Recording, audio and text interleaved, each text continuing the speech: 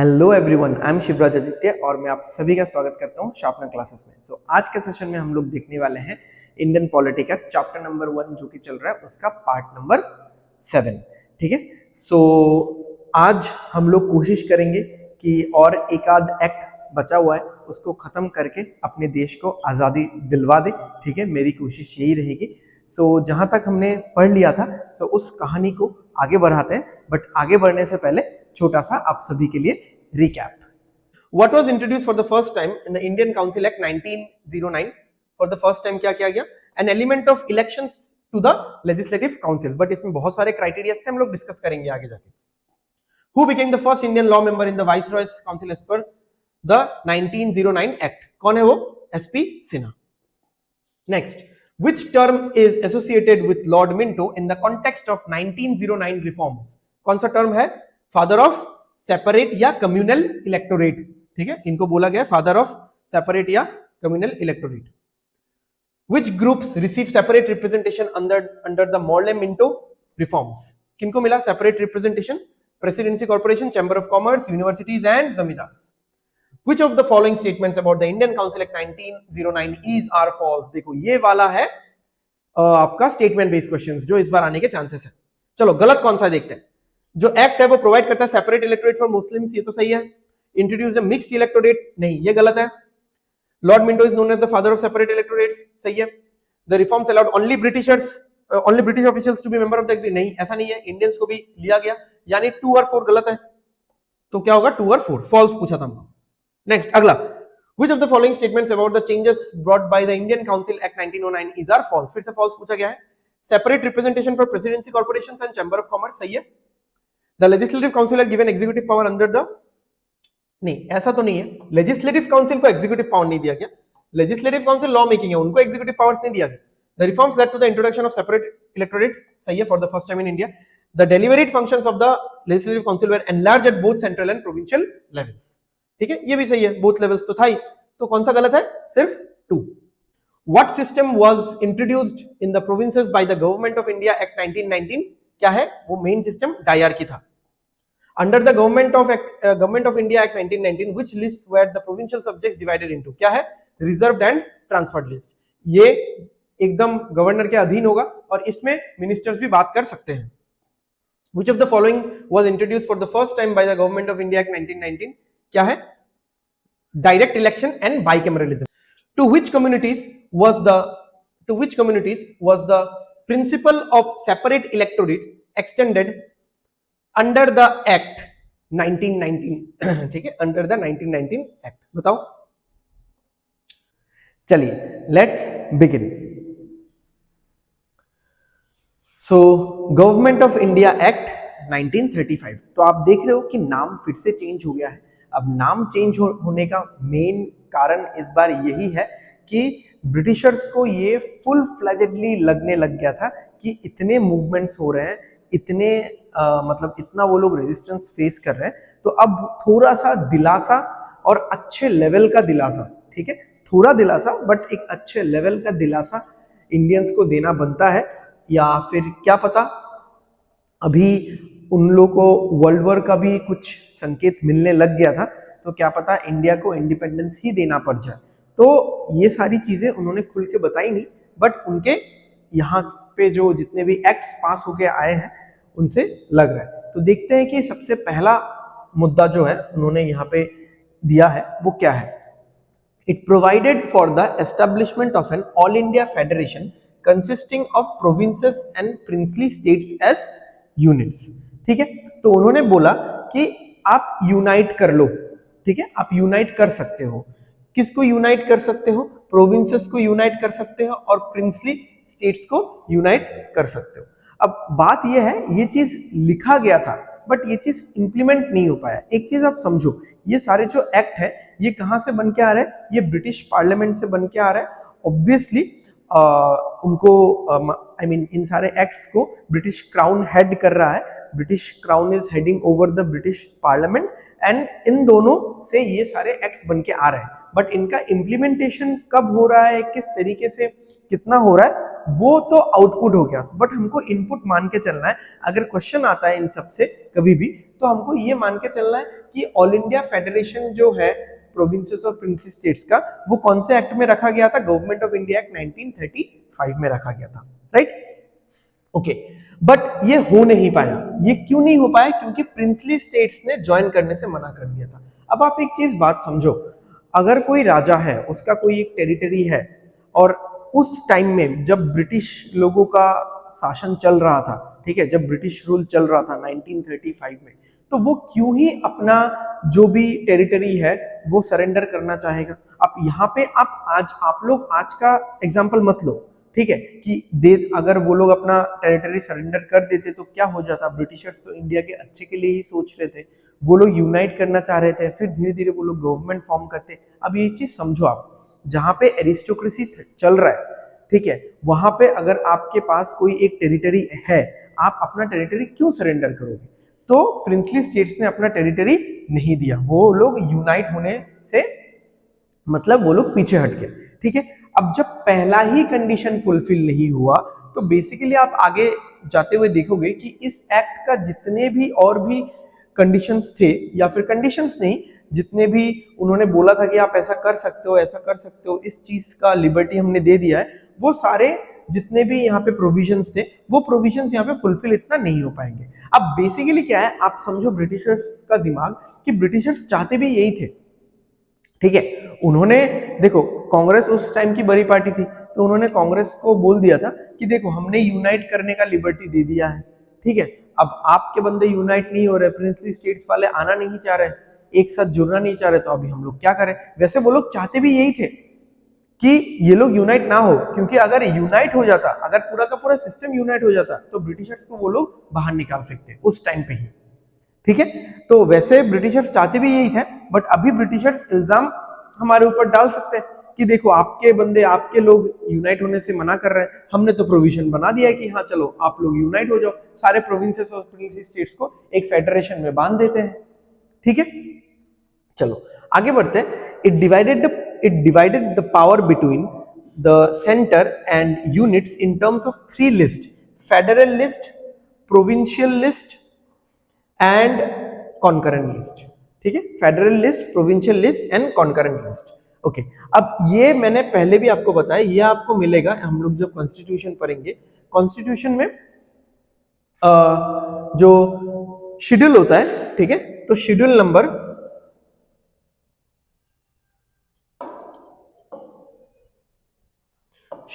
7 में आपको मिलेगा, ठीक है। शेड्यूल नंबर 7 में आपको मिलेगा कि फेडरल लिस्ट क्या क्या होता है, ठीक है। तो फेडरल लिस्ट में यूनियन लिस्ट आएगा, जिसको पहले फेडरल लिस्ट बोला जाता था, अभी उसको यूनियन लिस्ट बोला जाता है। प्रोविंशियल लिस्ट, अभी उसको स्टेट लिस्ट बोला जाता है। और कॉन्करेंट लिस्ट जो है वो तो कॉन्करेंट ही है अभी भी। तो फेडरल लिस्ट में वो सारे टॉपिक्स, वो सारे एरियाज या वो सारे सब्जेक्ट्स आते हैं, ठीक है, या वर्क स्कोप आप बोल लो, वो सारे सब्जेक्ट्स या वर्क स्कोप आते हैं जो सेंट्रल गवर्नमेंट के अधीन है, ठीक है। प्रोविंशियल लिस्ट में वो सारे सब्जेक्ट्स या टॉपिक्स आते हैं जो स्टेट लिस्ट के अधीन है। मैंने एग्जांपल ऑलरेडी लास्ट वीडियो में दिया हुआ है, ठीक है। और कॉन्करेंट लिस्ट में वो सारे सब्जेक्ट्स या वर्क स्कोप्स आते हैं जिनमें दोनों का ही रजामंदी या दोनों का ही आपको कंट्रीब्यूशन चाहिए होगा, राइट। चलो, residuary powers were given to the viceroy. अब रेसिड्यूरी पावर क्या है? अब मान लो कि कोई ऐसा नया मुद्दा निकल के आया, ऐसा कोई नया वर्क स्कोप या नया कोई ऐसा एक सब्जेक्ट निकल के आया जो पहले कभी सुनने को नहीं मिला या नया है, उसका थोड़ा सा एंगल ऑफ थिंकिंग नया होगा। अब उसको कौन से लिस्ट में रखा जाए, उसके साथ क्या किया जाए, तो उसके साथ क्या किया जाएगा, क्या रूल्स एंड रेगुलेशन आएगा, कौन से लिस्ट में जाएगा, या लिस्ट में जाएगा भी कि नहीं, ठीक है। तो इन सब से रिलेटेड जो पावर था वो वाइसरॉय के पास था, उसको बोला जाता है रेसिड्यूरी पावर, ठीक है। तो वाइसरॉय डिसाइड करेगा। तो अभी किसके पास है? अभी प्रेजेंट टाइम में ये पावर किसके पास है? ये पावर है पार्लियामेंट के पास, इंडियन पार्लियामेंट के पास, which obviously being headed by the president, ठीक है। प्रेसिडेंट ऑब्वियसली उसमें अपना कंट्रीब्यूशन देंगे, अपना सजेशन एडवाइस देंगे, प्रेसिडेंट हेड करेंगे, अपने सुपरविजन में रखेंगे, और जो लॉज है वो पार्लियामेंट बनाएगी, right, okay. However this federation never fructified since princely states did not join. ठीक है, अच्छा बेसिकली ये दोनों लाइन एक ही साथ था, मैंने इसको थोड़ा सा सेपरेट किया समझाने के लिए। तो इस पूरे पैराग्राफ का फाइनल सेंटेंस यही है कि ये जो फेडरेशन है ये कभी बन ही नहीं पाया। ठीक है, ये कभी बन ही नहीं पाया क्योंकि प्रिंसली स्टेट्स जो है उन्होंने कभी ज्वाइन ही नहीं किया। एंड आप देखोगे कि इस चीज के वजह से ना ये लिस्ट वाला, ये जो लिस्ट वाला प्रोविजन है ना ये ढंग से चल पाया। ठीक है, ना यहाँ पे आप डायरकी देखोगे, डायरकी सेंटर में अडॉप्ट किया गया था ना वो ढंग से चल पाया। राइट, ओके आगे चलते हैं। It एबोलिश्ड dyarchy in the provinces and introduced provincial autonomy. Provincial autonomy मतलब एक सिंगल यूनिट बना दिया गया। आपको याद है जो डायरकी था हमने पढ़ा था कि प्रोविंशियल लिस्ट एक तो हो गया, सेंट्रल लिस्ट एक हो गया, प्रोविंशियल लिस्ट को दो हिस्सों में बांटा गया था, ट्रांसफर्ड एंड रिजर्व्ड। याद है, transferred list and reserve list. तो वो जो दो हिस्सा किया गया था उसको जो डायरकी किया गया था, ठीक है, तो उसको एबोलिश कर दिया गया और एक सिंगल यूनिट लेके आ गए वो लोग। हालांकि आप इसको इसके साथ कनेक्ट कर सकते हो कि it provided for the adoption of dyarchy at the centre. ठीक है, यानी यूनियन लेवल पे, सेंट्रल लेवल पे वो लोग डायरकी लेके आ चुके थे। बट अगेन ये जस्ट एक प्रोविजन है, ये जस्ट एक एक्ट है जो कि पास किया गया क्राउन के द्वारा, जो कि पास किया गया ब्रिटिश पार्लियामेंट के द्वारा, और ये एक्ट पास होके आ गया इंडिया में। इंडिया में इंप्लीमेंट कितना हुआ वो उनको नहीं देखना है, बेसिकली ये इंडिया में इतना अच्छी तरीके से इंप्लीमेंट हुआ नहीं। However this provision did not came into effect. ठीक है, came into effect at all. ठीक है, समझ में आ गया? ओके, तो अभी देखो, अभी अगर आपको कभी पूछा जाता है कि डायरकी को प्रोविंसेस से हटा के सेंटर में लाया गया, ये कौन से एक्ट में हुआ है, आपको बोलना है गवर्नमेंट ऑफ इंडिया एट 1935। हाँ चलो, ये तो इसका देखो आउटकम है ना कि ये इफेक्टिव नहीं था, बट इसको एक्ट बना के, इसको प्रोविजन बना के पास कर दिया गया था ब्रिटिश पार्लियामेंट से कि हाँ चलो आप ऐसा कर लो। अब हुआ कि नहीं, किया कि नहीं, वो अलग बात है। Okay, the act introduced responsible government in provinces, that is the governor was required to act with the advice of ministers responsible to the provincial legislature। जो provinces में जो legislative body था उसके साथ विचार विमर्श करके, उसके सजेशन के साथ, उसके एडवाइस के साथ गवर्नर अभी काम करेगा। ठीक है, एंड इसी को वो लोग बोल रहे हैं कि रेस्पॉन्सिबल गवर्नमेंट उन्होंने फॉर्म किया है। तो आपको पता होगा रेस्पॉन्सिबल गवर्नमेंट का मीनिंग। ठीक है, ओके, तो आगे बढ़ते हैं। बाइकैमरलिज्म, ये मैंने लास्ट सेशन में भी बताया था एंड मैंने ये भी आपको होमवर्क दिया था कि यूनिकैमरल कौन सी कंट्री है। मैंने एक दो एग्जांपल बता दिया था, आप लोगों को बाकी एग्जांपल लिखना था कमेंट्स में, बट पिछले वीडियो में शायद मेरे ख्याल से सिर्फ एक जन ने कमेंट किया है। ठीक है, ये सब छोटे मोटे क्वेश्चन से कभी कभार आ जाता है। ठीक है, okay, bicameral was introduced in 6 provinces, Bengal, Bombay, Madras, Bihar, Assam and the United Provinces. अब यूनाइटेड प्रोविंसेस पता है आपको क्या है? यूनाइटेड प्रोविंसेस मतलब यूपी। ऐसा मत समझ लेना कि इतना हाईफाई सा नाम है तो कहीं ऑस्ट्रेलिया या यूएसए में तो नहीं है। ठीक है, तो यहां पे अगर मैं देखूं, ए आता है, ए के बाद बी आता है, बी क्यूब, और एम आता है, यू आता है। ठीक है, ए बी एम यू। तो क्या होगा? Assam, Bengal, Bombay, Bihar, Madras and United Provinces. Okay, separate electorate was further extended to depressed classes, women and labour. ठीक है, अगेन डिवाइड एंड रूल। चलो इसमें थोड़ा सा कुछ अच्छा भी हो गया क्योंकि इनके लिए जरूरत भी था, बट हाँ रिलीजन के बेसिस पे सेपरेट इलेक्टोरेट का जरूरत नहीं था जो उन्होंने पहले किया था डिवाइड एंड रूल करने के लिए। ठीक है, ओके, आगे बढ़ते हैं। Council of India which was established as per the 1858 act was abolished. तो 1858 एक्ट में अगर आपको याद होगा, एक काउंसिल ऑफ इंडिया बनाया गया था क्योंकि अभी सब कुछ अलग हो गया है। ठीक है, फेडरेशन बनने वाला है, हालांकि बना नहीं, बट उन्होंने तो लिख दिया था ना, क्राउन ने या पार्लियामेंट में तो लिख दिया था एक्ट में, क्योंकि अभी फेडरेशन बन जाएगा, प्रोविंसेस और प्रिंसली स्टेट्स मर्ज हो जाएंगे। ठीक है, तो इसीलिए काउंसिल ऑफ इंडिया बोल के कुछ और ऐसा रखने का जरूरत नहीं है, जो कि 1858 के एक्ट में था, उसको एबोलिश कर दिया गया। The secretary of state was instead provided with a team of adviser. Secretary of state को कुछ एडवाइजर्स का टीम दे दिया गया था, ठीक है, ओके। एक 15 मेंबर काउंसिल उनके लिए रखा गया था, आपको याद है, ठीक है, हाई कमिश्नर रखा गया था, ठीक है। तो वो सब हटा के पूरा क्या कर दिया गया कि उनको कुछ एडवाइजर्स दे दिए गए, ओके।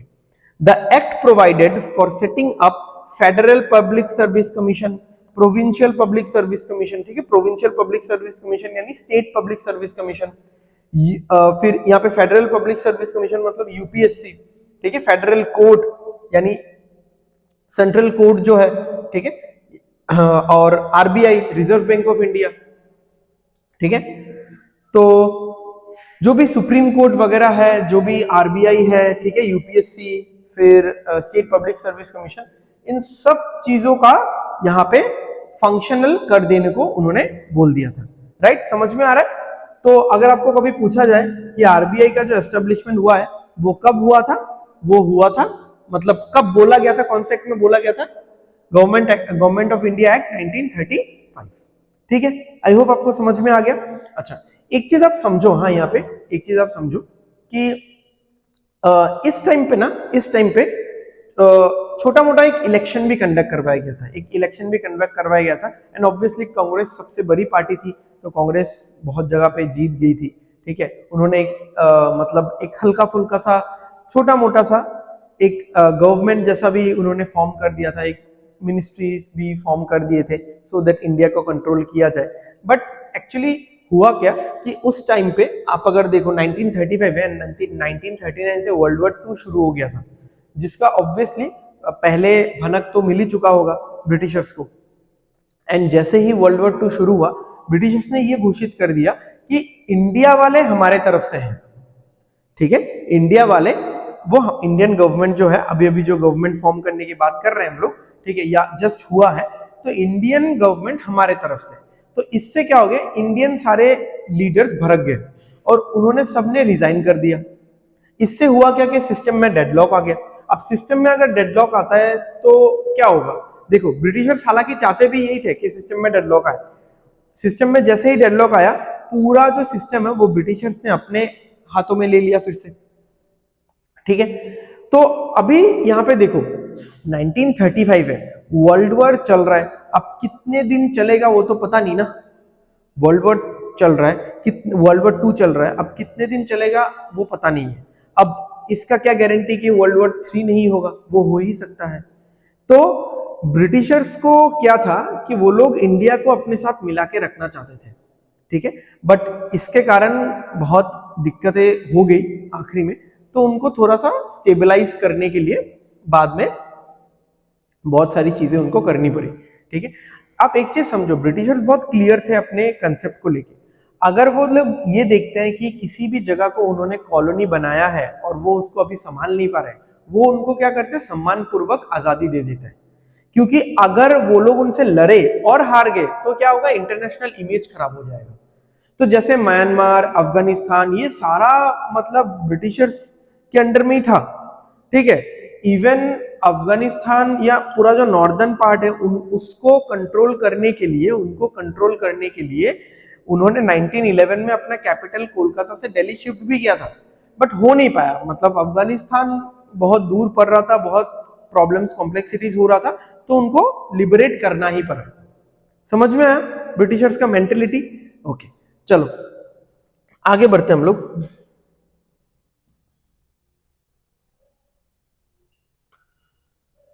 ओके, सो क्वेश्चंस क्या क्या है देखते हैं।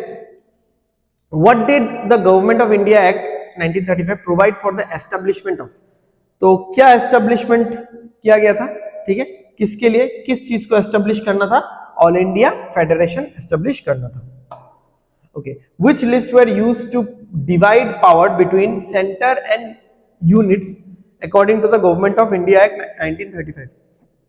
कौन सा लिस्ट है, federal, provincial, state list, sorry federal, provincial, concurrent, और अभी का नाम क्या है, union state concurrent. Which provinces had bicameralism introduced as per the Government of India Act 1935? तो बाइकैमरलिज्म कहां कहां पे हुआ था, मैंने क्या फॉर्मूला बताया आपको, A B cube M U, ठीक है। तो असम तो रहेगा ही, इसमें बंगाल, बिहार, बॉम्बे रहेगा, मद्रास है अपना, और यूनाइटेड प्रोविंसेस है, ठीक है। चलो, the Government of India Act 1935 successfully implemented diarchy at the centre, true false, not mention, partially true. क्या होगा? सही है, ट्रू है। ऐसा नहीं कि डायरकी इंप्लीमेंट तो किया था बट, ठीक है, इंप्लीमेंट तो किया था बट शायद कुछ कंडीशंस के साथ किया था, है ना। अब आप लोग बताओ, मैंने ट्रू तो मार्क कर दिया, अब ट्रू मार्क करने का माइंडसेट क्या हो सकता है, या फिर पार्शियली ट्रू होगा। The Government of India Act 1935 successfully implemented diarchy at the centre. Implementation हो गया था, बताओ क्या होगा। देखो एक चीज समझो, हाँ, इस एक्ट के हिसाब से तो इंप्लीमेंट हो ही गया था ना। आप लोग अगर सोचोगे कि एक्ट में लिख दिया गया था बट इंप्लीमेंट तो नहीं हुआ, बट इस एक्ट के हिसाब से तो हो गया था। मैं क्या बोल रहा हूं, ये सारा एक्ट ब्रिटेन क्राउन या ब्रिटेन पार्लियामेंट से लिख करके आ रहा है, उन्होंने पास कर दिया, मतलब ये हो चुका है। अब ये ग्राउंड लेवल पे कितना हो नहीं हो वो हमको नहीं देखना है, कागजी तौर पे ये चीज हो चुका है, तो ये ट्रू होगा, right.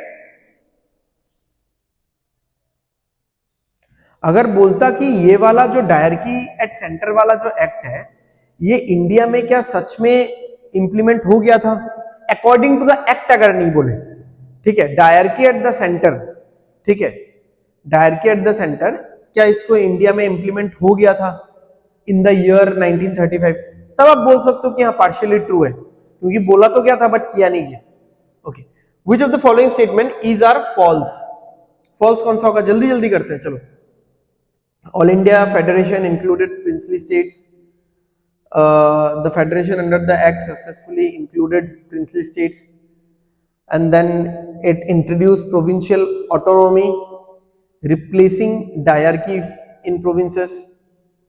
The act mandated governors to act on the advice of ministers responsible to the provincial legislature. अब देखो एक्ट में तो ये तो बोल दिया गया था, ठीक है, कि all India federation that included princely states. अच्छा, the federation under that successfully included, उनको इंक्लूड किया गया था क्या? उनको इंक्लूड नहीं किया गया था, समझो। हाँ, जो the federation under the act successfully included, इससे हो चुका था, ठीक है। एंड यहाँ पे क्या बोला, it established an all India federation, एक ऑल इंडिया फेडरेशन का एस्टेब्लिशमेंट किया गया था, ठीक है, जिसमें प्रिंसली स्टेट को रखा गया था। इस लिस्ट में प्रिंसली स्टेट्स और प्रोविंशियल, मतलब जो प्रोविंशियल यूनिट्स है उनको रखा गया था, प्रोविंसेस एंड प्रिंसली स्टेट्स, ठीक है। बट सक्सेसफुली इंक्लूजन नहीं हुआ था, तो ओनली टू होगा। इट इंट्रोड्यूस प्रोविंशियल ऑटोनॉमी, सही बात है। द एक्ट मैंडेटेड, ये भी सही बात है। तो फॉल्स कौन सा है, बस टू है। थोड़ा सा कंफ्यूजिंग है, थोड़ा सा कंफ्यूजिंग है, समझना पड़ेगा। Which of the following provisions were included in the Government of India Act 1935? ठीक है, अच्छा, नॉट इंक्लूडेड होगा मेरे ख्याल से, नॉट इंक्लूडेड, ठीक है। Establishment of joint public service commission सही है, इंट्रोडक्शन ऑफ रेस्पॉन्सिबल गवर्नमेंट सही है, मतलब रेस्पॉन्सिबल तो इतना था नहीं, ठीक है, बट हाँ उन्होंने लिख दिया था division of powers between centre and the units through 3 list, ये नहीं हुआ था, ये नहीं हुआ था, इसलिए आंसर क्या होगा, ओनली 2। तो नॉट इंक्लूडेड कौन सा है, ओनली 2, राइट। ओके, अब देखो इंडियाज इंडिपेंडेंस एक्ट 1947, बेसिकली अगर आप उसको देखोगे तो इसको ना 3 जून प्लान भी बोला जाता है, 3 जून प्लान। और ये प्लान किसने दिया था, माउंट बैटन ने दिया था, ये प्लान दिया था माउंट बैटन ने, ठीक है, 3 जून प्लान। एक्चुअली हुआ क्या था कि ये पूरा जो इंडिपेंडेंस एक्ट वाला जो फंडा है, ये पूरा बन के एकदम तैयार होके इसको किंग जॉर्ज 6, ठीक है, यूनाइटेड किंगडम के जो किंग थे, क्राउन जो थे, किंग जॉर्ज 6, उनका हस्ताक्षर, उनसे सहमति मिल गया 18 जुलाई 1947 को। एंड इसको इंप्लीमेंट किया गया, यानी इसको लाया गया कब? 15 अगस्त 1947। सो 15 अगस्त 1947 को जो क्राउन से जो एसेंट मिल गया था 18 जुलाई 1947, 18 जुलाई 1947, कौन सा किंग? किंग जॉर्ज 6, ठीक है, यूनाइटेड किंगडम के। सो उनसे उनका हस्ताक्षर हो गया था, उनका कंसेंट एसेंट मिल गया था, बट इसको लाया गया 15 अगस्त को। ओके, तो declared India as an independent and sovereign state. Sovereign मतलब क्या है? तो सोवरेन का मीनिंग हम लोग देखेंगे, सोवरेन का मीनिंग हम लोग बाद में देखेंगे। तो फिलहाल आप ये मान के चलो कि सोवरेन का मतलब ऐसा कोई एक एंटिटी है जो खुद के डिसीजंस, खुद के फैसले सारे खुद ले सकता है, दूसरे के किसी के ऊपर डिपेंड होने का जरूरत नहीं। अब अभी आपको इसका कॉन्ट्रडिक्शन दिखेगा। Provided for creation of two independent dominions. Dominions क्या है हम लोग देखेंगे। Of India, dominion of India and Pakistan with the right to secede from the British Commonwealth. ठीक है, अच्छा डोमिनियन क्या है? देखो, डोमिनियन स्टेटस आपने शायद सुना होगा, डोमिनिकन रिपब्लिक ऑफ कॉन्गो, ठीक है, शायद नाम सुना होगा। तो डोमिनियन स्टेटस वो स्टेटस है कि आपको आजादी मिल गई, गवर्नमेंट आपका ही फॉर्म होगा। जैसे ब्रिटिशर्स बोल रहे हैं ये कि गवर्नमेंट तो इंडिया का ही फॉर्म होगा, बट जो हेड रहेगा वो हेड अभी भी एक ब्रिटिशर रहेगा। कौन? माउंटबेटन रहेगा। और उस हेड को कौन अपॉइंट कर रहा है? उस हेड को क्राउन अपॉइंट करके भेज रहा है। ठीक है, अब इस चीज को, डोमिनियन स्टेटस को, मतलब फुल इंडिपेंडेंस को, कंप्लीट इंडिपेंडेंस के स्टेटस को ना लेते हुए इंडियंस ने क्यों डोमिनियन स्टेटस को एक्सेप्ट कर लिया? क्योंकि देखो अभी ना सिस्टम ट्रांसफर हो रहा है, पूरा का पूरा सिस्टम, कॉन्स्टिट्यूएंट असेंबली, कॉन्स्टिट्यूशन, अभी ना मतलब ये ट्रांसफर होना बाकी है।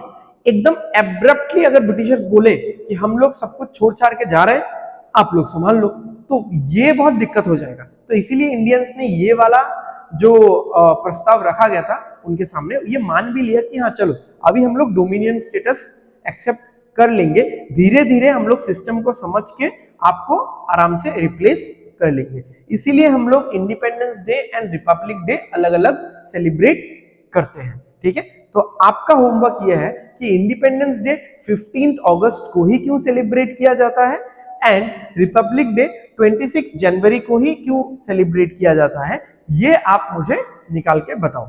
आपको हिस्ट्री में इन दोनों का, हिस्ट्री में यानी आप अगर थोड़ा सा पीछे जाओगे तो आपको इन दोनों का आंसर बहुत आसानी से मिल जाएगा, आप मुझे बताना। ठीक है, ओके, तो डोमिनियन का मीनिंग समझ में आ गया। गवर्नमेंट तो इंडिया का ही होगा, इंडियंस ही बनाएंगे गवर्नमेंट, बट जो हेड होगा अभी भी एक ब्रिटिशर होगा जिसको क्राउन अपॉइंट करके बैठेगा, भेजेगा। और वो हेड कौन था? वो हेड माउंटबेटन थे, और ये हेड सुपरवाइज करेंगे स्मूथ ट्रांजिशन जो है। ठीक है, सिस्टम एक हाथ से दूसरे हाथ में मतलब ट्रांसफर हो रहा है, स्मूथ ट्रांजिशन, स्मूथ ट्रांसफर को ये सुपरवाइज करने वाले। ओके, अब कॉमनवेल्थ क्या है? With the right to secede from the British Commonwealth, right. तो कॉमनवेल्थ बेसिकली क्या है? आपने कॉमनवेल्थ गेम्स का नाम सुना है। कॉमनवेल्थ एक कम्युनिटी ब्रिटिशर्स ने बनाया था। ठीक है, अब ये देखो, ब्रिटिशर्स का भी ना मतलब दुनिया पे छाप छोड़ना है, उनको दुनिया पे छाप छोड़ना है। आप जब जाके देखोगे कि 15 अगस्त डेट क्यों चूज किया गया था, ठीक है, इंडिपेंडेंस के लिए, इसमें भी आप देखोगे ब्रिटिशर्स को दुनिया पे छाप छोड़ना था, इसीलिए ये डेट उन्होंने चूज किया। कॉमनवेल्थ करके एक कम्युनिटी बनाया, जो कम्युनिटी कौन से देशों का है? जो कम्युनिटी है बेसिकली ब्रिटिश कॉलोनीज, जो लोग थे, जो देश ब्रिटिश शासन के अंडर आते थे, ठीक है, ब्रिटिशर्स ने जिनके ऊपर राज किया, उनके लिए ब्रिटिशर्स ने बनाया कि हम लोग एक कॉमनवेल्थ करके कम्युनिटी बना रहे हैं। ये इस कम्युनिटी को बनाने का मेन मुद्दा यही है कि आप लोगों को हेल्प करना है। अभी आप लोगों को हमने आजाद कर दिया, बट कभी भी अगर आप लोगों को किसी भी चीज की जरूरत होती है, हमारे पास आ सकते हो। आप कॉमनवेल्थ कम्युनिटी का एक हिस्सा बन जाओ, वहां पे आपको फैसिलिटीज मिलेगा, बहुत सपोर्ट मिलेगा, ठीक है, एडवाइस मिलेगा। तो अगर आपको कॉमनवेल्थ कम्युनिटी में ज्वाइन करना है, करने से कर सकते हो, नहीं करना है तो मत करो। जैसे यूएसए है, यूएसए को लगा कि नहीं हम लोग कॉमनवेल्थ कम्युनिटी में ज्वाइन नहीं करेंगे, तो यूएसए ने नहीं किया। इंडिया को लगा नहीं करना चाहिए, ठीक है, बिकॉज अभी भी बहुत कुछ बचा हुआ है, बहुत डेवलपमेंटल चीजें बची हुई है, तो इंडिया को लगा करना चाहिए, तो इंडिया ने किया। ठीक है, तो India is a part of Commonwealth community of the British. ठीक है, तो उनको ना दुनिया पे छाप छोड़ना था, ये बताना था कि हाँ देखो हमने दुनिया के इतने देशों में राज किया है, ठीक है, इन ये सारे देश हमारे कॉलोनीज थे, इसीलिए ये कम्युनिटी उन्होंने तैयार किया। Governor general of each were to be appointed by the king on the advice of the dominion cabinet, ठीक है। तो गवर्नर जनरल ऑफ ईच मतलब ये जो दोनों डोमिनियंस था, इंडियन और पाकिस्तान, ठीक है, इंडिया और पाकिस्तान का जो दो डोमिनियन था, फिलहाल तो माउंटबेटन ही थे, ठीक है, बट उन्होंने बोला कि गवर्नर जनरल ऑफ ईच, दोनों के लिए गवर्नर जनरल अपॉइंट किया जाएगा। कौन करेगा? किंग करेगा, ठीक है, बट एडवाइस किसका लेगा? Dominion cabinet. इंडिया का गवर्नर जनरल सिलेक्ट करने के लिए इंडियन डोमिनियन कैबिनेट यानी जो मिनिस्टर्स है उनका एडवाइस लिया जाएगा, और पाकिस्तान वाले का सिलेक्ट करने के लिए पाकिस्तान डोमिनियन कैबिनेट का जो एडवाइस है वो लिया जाएगा। Empowered the constituent assemblies of two dominions to frame and adopt any constitution and to repeal any act of British Parliament, including the Independence Act itself. उन्होंने एम्पावर कर दिया, ये पावर दे दिया, ब्रिटिशर्स ने ये पावर दे दिया इन डोमिनियंस को कि आप लोग अपना कॉन्स्टिट्यूएंट असेंबली बनाओ, अपना कॉन्स्टिट्यूशन बनाओ। कॉन्स्टिट्यूशन कैसे बनाना है वो आप देख लो, आप किसी को, आपको अगर लॉ बनाना है, कोई और लॉ बनाना है, लॉ बनाओ, ठीक है। आपको अगर ब्रिटिश पार्लियामेंट के द्वारा पहले पास किए गए लॉज को खारिज करना है तो खारिज करो। इवन आप ये भी खारिज कर सकते हो कि ये जो एक्ट है, इस एक्ट को भी आपको खारिज करना है तो खारिज कर दो, ठीक है। तो उन्होंने ये लिख दिया था, ठीक है। चलो next, abolish the office of the secretary of state, क्योंकि इसकी अब जरूरत है नहीं। आपको पता है कि सेक्रेटरी ऑफ स्टेट जब मैंने एक दो क्लास पहले पढ़ाया था तो किस वजह से सेक्रेटरी ऑफ स्टेट का कंसेप्ट आया था, फिर उसको हेल्प करने के लिए हाई कमिश्नर आए थे, ठीक है। अब इसका जरूरत नहीं है। And transferred his functions to the secretary of state for Commonwealth affairs. अब इसका जरूरत है, सेक्रेटरी ऑफ स्टेट एक रखा गया, बट किसके लिए? कॉमनवेल्थ अफेयर्स के लिए रखा गया, right. Okay, it assigned dual functions, constituent and legislative, to the Constituent Assembly formed in 1946. तो ब्रिटिश गवर्नमेंट ने क्या किया, इस एक्ट में ये बोला गया कि आप लोग दोनों फंक्शन ले लो, ठीक है, कॉन्स्टिट्यूएंट असेंबली यानी एग्जीक्यूटिव फंक्शन भी ले लो एंड लेजिस्लेटिव फंक्शंस भी ले लो आप, क्योंकि हम देखो हमारे लॉस को वैसे भी आप खारिज करोगे, ठीक है, हमारे लॉस अगर मतलब टिकेंगे ही नहीं, अभी आपको इंडिपेंडेंस भी मिल चुका है, तो हमारे लॉस का क्या काम? आप लोग अपने हिसाब से अपने देश के लिए खुद लॉस बनाओ, ठीक है। It declared this dominion legislature A sovereign body. अब यहाँ पे देखो, मैंने जो बोला था कि कॉन्ट्रडिक्शन है। एक तो सोवरेन का मतलब ये होता है कि आप सर्वे सर्वा हो, ठीक है, आप कौन से कंट्री के साथ रिलेशन रखोगे, कौन से कंट्री के साथ कितना ट्रेड करोगे, वो आप डिसाइड करोगे, कोई दूसरा देश इसमें दखल अंदाजी नहीं करेगा। ऊपर से डोमिनियन स्टेटस दिया गया। डोमिनियन मतलब गवर्नमेंट तो हमारा होगा बट उसमें हेड ब्रिटिशर होगा, तो ये थोड़ा कॉन्ट्रडिक्शन हो गया, क्योंकि सोवरेन मतलब मैं ही सब कुछ हूं, डोमिनियन मतलब हाँ गवर्नमेंट मेरा ही सब कुछ है बट हेड ब्रिटिशर है। अब उन्होंने क्या किया, इस कॉन्ट्रडिक्शन को मतलब क्लैरिफाई करने के लिए उन्होंने बोला ये जो डोमिनियन स्टेटस दिया गया है ये बेसिकली डोमिनियन स्टेटस है, ब्रिटिशर हेड रहेगा बट सोवरेन बॉडी जैसा एक्ट करेगा। ये जो डोमिनियन लेजिस्लेटर है यानी जो लॉ मेकिंग पार्ट है, ठीक है, नॉट द एग्जीक्यूटिव, इसमें जो डोमिनियन जो लेजिस्लेचर है यानी जो लॉ मेकिंग पार्ट है वो सोवरेन है। सोवरेन का मतलब आपको, आप खुद के मालिक हो। जैसे मान लो कि इंडिया को रशिया से क्या रिलेशन रखना है, कैसा रिलेशन रखना है, कितना ट्रेड करना है, इसमें दूसरा कोई कंट्री नहीं बोल सकता। जैसे इंडिया जब रशिया के साथ ऑयल डील कर रही थी तो यूएसए ने बहुत कुछ बोला था, तो हमारे एक्सटर्नल अफेयर्स मिनिस्टर ने क्या बोला, India is a sovereign country, वो अपना खुद का देख लेगी, ठीक है, आप कोई नहीं होते हो इसमें बोलने वाले, हम कौन से देश के साथ कौन सा कितना ट्रेड करेंगे, किस आइटम में ट्रेड करेंगे वो हम लोग देख लेंगे, ठीक है। ओके, अब देखो बहुत इंपॉर्टेंट, यहाँ पे ना आपको ब्रिटिशर्स का खेल समझ में आएगा। खेल, आप लोग ये सारे जो सेंटेंसेस है, सारे जो प्रोविजंस है, इनको शायद रट लेते हो या फिर हल्के फुल्के में लेते हो, बट इन सारे चीजों के पीछे ब्रिटिशर्स का क्या माइंडसेट था वो समझो। ये अगर आप समझोगे, जब आप सिविल सर्विस का मेंस दे रहे हो, मेंस एग्जाम्स में आप बहुत सारे माइंडसेट के साथ, बहुत सारे अपना ओपिनियन के साथ, अपना जेन्युइन ओपिनियन के साथ आंसर्स को फ्रेम कर सकते हो, लिख सकते हो। देखो granted freedom to the Indian princely state either to join dominion of India or dominion of Pakistan or to remain independent। ठीक है, उन्होंने बोला कि जो प्रिंसली स्टेट्स है या तो वो लोग डोमिनियन इंडिया का ज्वाइन कर लेंगे या फिर पाकिस्तान का ज्वाइन कर लेंगे या टू रिमेन इंडिपेंडेंट। अब ये क्यों है भाई, दो डोमिनियन बना है तो दोनों में से किसी एक में ज्वाइन करो। ठीक है, ऐसा भी बोल सकते थे कि हैव टू ज्वाइन इधर इंडियन डोमिनियन या फिर पाकिस्तानी डोमिनियन, बट ये क्यों बोला कि आप इंडिपेंडेंट भी रह सकते हो। देखो अभी 1947 है, वर्ल्ड वॉर 2 भी खत्म हो गया है, इंडिया को तो आजाद करना पड़ा, बट ब्रिटिशर्स मैंने बोला था ना हमेशा दूर का सोचते हैं। ठीक है, यूरोप में आप देखो बहुत छोटे छोटे हिस्सों में देश है, ठीक है, एकदम छोटे छोटे पार्ट में। अब यहाँ पे बहुत सारे प्रिंसली स्टेट्स थे, तो अगर इस एक्ट के लिए, इस एक्ट के वजह से अगर कुछ प्रिंसली स्टेट्स भी अगर ब्रिटिशर्स के पास आ गए, क्योंकि देखो प्रिंसली स्टेट्स को रन करने के लिए इकोनॉमिक किसी भी ऑर्गेनाइजेशन हो या टेरिटरी हो, किसी भी टेरिटरी को रन करने के लिए इकोनॉमी और डिफेंस स्ट्रांग होना पड़ेगा। प्रिंसली स्टेट्स वैसे भी वीक हो चुके थे, तो उनको ये लगा कि हम लोग ये वाला एक क्लॉज इंक्लूड करके रख देते हैं, अगर 2, 4, 5, 6 या 10 भी प्रिंसली स्टेट्स हमारे पास आ जाते हैं कि वो लोग हमारा सपोर्ट चाहते हैं, ठीक है, तो हम लोग उनको सपोर्ट करेंगे। एंड पूरे एशिया को कंट्रोल करने के लिए इंडिया में कुछ जगह में हमारा प्रेजेंस होना बहुत इंपॉर्टेंट है, क्योंकि वर्ल्ड वॉर 2 खत्म हो चुका था, इसका कोई गारंटी नहीं था कि वर्ल्ड वॉर 3 होगा कि नहीं।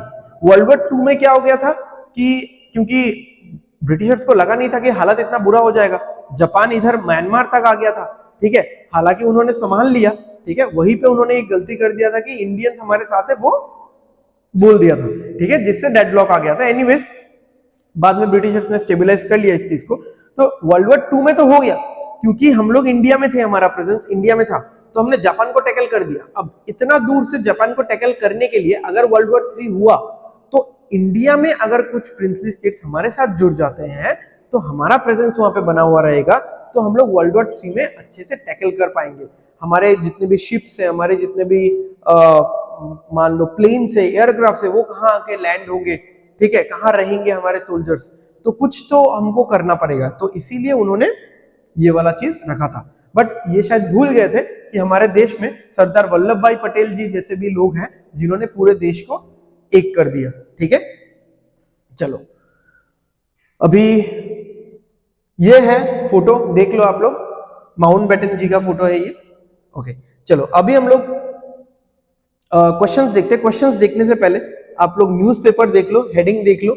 मैंने इंडिया की आजादी वाला पार्ट करा दिया, एंड जब भी मतलब मैं ये वाला सेशन लेता हूं एंड जब भी मैं ये वाला पार्ट पढ़ाता हूं, ट्रस्ट मी गूज़बम्स आता है, बिकॉज आज को मतलब हमारे यूथ को, हमारे जनरेशन को ऐसा लगता होगा मतलब बहुत आम बात है, बट आप सोचो मतलब आप जब मेहनत करके कोई एग्जाम क्रैक करते हो, मेहनत करके पैसा जमा करके अपना कोई बिजनेस खोलते हो, ठीक है, तो इतना सालों का गुलामी, इतने लोगों का डेथ हुआ, इतने लोगों को फांसी चढ़ी, कितने लोगों ने न जाने मार खाया, ठीक है, आफ्टर ऑल दिस थिंग्स, ठीक है, India independent, British rule ends, मतलब कितना प्राउड मोमेंट है। अभी भी मेरे शरीर में गूज़बम्स आ रहा है, तो एक अलग ही फील होता होगा ना, मतलब शायद हम लोग वो उस लेवल का फील नहीं कर सकते हम लोग। ओके, नेक्स्ट क्वेश्चंस देख लेते हैं, 4-5 क्वेश्चंस है। Which of the following statements is are false निकालना है about the India's Independence Act 1947। तो क्या होगा, डिक्लेयर्ड इंडिया इंडिपेंडेंट सोवरेन, चलो सही है, ये डेट निकालना है आपको, हाँ ये डेट निकाल के लाना, होमवर्क है। Provided creation of 2 independent dominion, चलो सही है ये। The governor general of each dominion was to be appointed, नहीं ये गलत है, was to be appointed by the crown, ठीक है, तो 3 गलत है। Next, was when not included the right of the dominions to secede from British Commonwealth, ये सही है। Establishment of a joint dominion, नहीं, joint dominion parliament नहीं किया गया था। Transfer of the Secretary of State for India's functions to the Secretary of State for Commonwealth Affairs, सही बात है। The abolition of the office of the Secretary of State for India, ये भी सही बात है। I mean ये दोनों तो कनेक्टेड है, ये दोनों कनेक्टेड है, ठीक है। ओके, जॉइंट डोमिनियन पार्लियामेंट नहीं हुआ था, ऑब्वियस सा बात है। तो आंसर क्या होगा, ओनली 2। अब आप देखो ओनली 2 नहीं है, ओनली 2 नहीं है, ओनली 2 नहीं है, तो यहाँ पे क्या मार्क करोगे, नन ऑफ दिस। मैंने पहले भी ऐसा एक क्वेश्चन करवाया था, यहाँ पे बहुत स्टूडेंट्स को डाउट होता है, ठीक है। What powers are granted to the constituent assemblies of the two dominions? क्या किया गया, to frame and adopt any constitution, ठीक है। Last question, what choice was granted to the Indian princely states by the India's Independent Act 1947? Join the Dominion of India, Dominion of Pakistan, remain independent, all of the above, ठीक है। ये सारे choices दिए गए, और क्यों दिया गया, इसके पीछे ब्रिटिश ने क्या दिमाग लगाया, क्या सोच था उनका, दूर का सोच क्या था, ये मैंने आपको एक्सप्लेन कर दिया, ठीक है। सो आई होप आपको समझ में आया होगा। So a big thanks to you अगर आप अभी तक वीडियो में बने हुए हो, ठीक है। सो अगर आपको कंटेंट पसंद आ रहा है, हम लोग कंटिन्यूअस वीडियोस अपलोड कर रहे हैं, जयदीप सर हो, राहुल सर हो, हम लोग different content from versatile of versatile nature हम लोग दे रहे हैं। सो आई होप आपको पसंद आ रहा होगा, बेनिफिट हो रहा होगा। तो अगर ऐसा है तो प्लीज वीडियो को लाइक और शेयर कर देना अपने फ्रेंड्स और रिलेटिव्स के साथ, सो दैट आपके साथ साथ उनका भी बेनिफिट हो एंड हमको भी एक मोटिवेशन मिले। एंड एक और चीज, ये मेरी शिकायत है आपसे कि आप में से बहुत लोग, हमको ऐसा यूट्यूब एनालिटिक्स से पता चला है कि आप लोग बहुत लोग कमेंट भी करते हो, लाइक भी कर रहे हो एंड वीडियो देख रहे हो, ठीक है, बट आप लोग सब्सक्राइब नहीं करते, ठीक है। तो थोड़ा सा मेहनत करो एंड सब्सक्राइब बटन पे प्रेस कर देना, ठीक है, तो हमको भी ग्रो करने का मौका मिल जाएगा। सो आई होप आपको वीडियो अच्छा लगा है, ठीक है। सो विद दिस नोट आज का क्लास यहीं पे हम लोग खत्म करते हैं। So take care, bye bye, study well, study hard, all the best everyone, signing of.